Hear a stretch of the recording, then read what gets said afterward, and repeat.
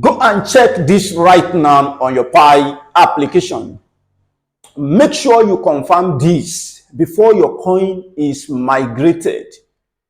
Those of us that we have not been migrated or our KYC has not been approved because of one or two reasons, what I'm very sure is the founder of Pi Network is recognized as one of the most intelligent person in coin ecosystem, because for someone to have brought up this kind of project, he must have been a kind of very intelligent person. Unlike those that found a coin, their coin is not successful, they have their wallets, they come with their wallet is not successful. This one is a very different project. For this reason, you need to watch this video, then you need to make sure you check this right now if your coin has not been migrated, so that you are not going to lose your coin. This is very, very important. Watch the video from beginning to the end. Application. So open your Pi application, as you can see. So click on your Pi application. So the first thing is to click on the menu icon on this menu. You can see the menu. So you click on the menu. So by clicking on the menu, you will go to KYC. Just wait, let it load. So you are going to click on the mainnet. So click on the mainnet, just for you to confirm. Click on the mainnet. So our mainnet is open. So click on the mainnet checklist. So you click on the mainnet checklist. So after clicking on the mainnet checklist, let's scroll up. You can see we have download Pi browser. It will mark as complete. Create Pi wallet. It will mark as complete. The third one is connect your wallet. So that is connect your wallet. That's connect to your wallet. You are going to see your wallet address there. This is your wallet address. Make sure that you know what start it and you know what end it. You get that now? So you now need to go back. So let's now go back, just for you to know, because if you don't do this thing, if this thing is not properly done, I have to assure you, even if after your coin is migrated, you are migrating to the bush. You know, migrating to the bush. So that's just it. So let's go back to our Pi browser. So you now need to go to your Pi browser. So you leave your Pi app and go to your Pi browser. So I'm opening the Pi browser now. So stay in touch so that you'll be able to see what I'm talking about, okay? Okay, so our Pi wallet application has been opened, as you can see. Then you're going to click on wallet. You will see wallet at the top right here. You'll click on wallet. So let the wallet load. So this is your wallet now.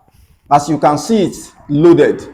If you are using a phone that has thumbprint and you've already connected your thumbprint with it, so if you immediately you click on unlock, so it will ask you to either unlock with passphrase or unlock with your thumbprint. So you can unlock with any. But if you are using a phone that doesn't have thumbprint, so automatically you need to unlock with your passphrase. So let me unlock so that I'll be able to show you what I'm saying.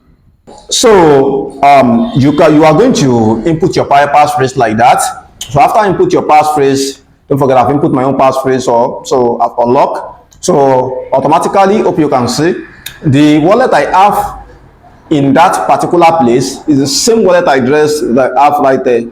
I have more than 4 or 5 people that I'm able to help yesterday by helping them to check this.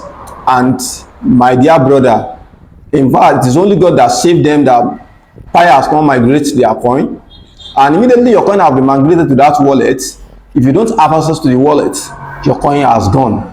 And it may be one of the reasons why some coins are not migrated, because if they see that the wallet address you presented for migration plus the one that you have on your application or your wallet is not same, is not equal, the machine might automatically detect an error, and which will lead to delay in the progress of your coin migration.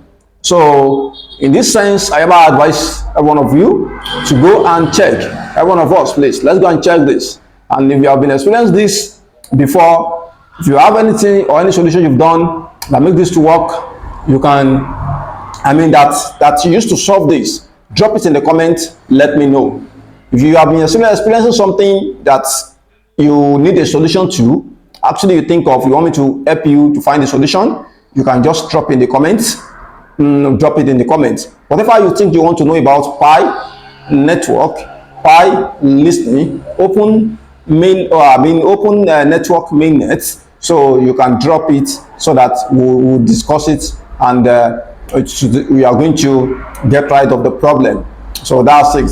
So that is that. So, and don't forget to watch, I've done a review, another review video on how you can solve problem. I gave you one where I gave people, and I did a video last week where I talk about how you can solve almost all the problems entirely. Either you are a contributor, whatever you be, on Pi network, a system of solving all these issues. I did a video on it. But some people are telling me it is not complex, that I don't explain, but I just tell them how to do it, I make it short. I should do a long video. So for this reason, I'm going to do a long video. It has been recorded already. The video will go live. Make sure you follow this page.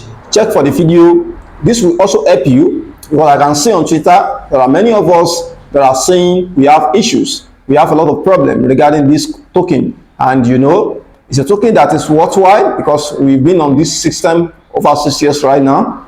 And it will be very mad for us to mine a token for 6 years and we will not benefit from the token. So for this reason, I'm saying subscribe to this channel, on the notification bell, and be part of this community, so that we'll be benefiting all together in many more projects to come. Thank you guys. Love you. Thanks for being part of the team. I love you all. See you in the next. Bye-bye.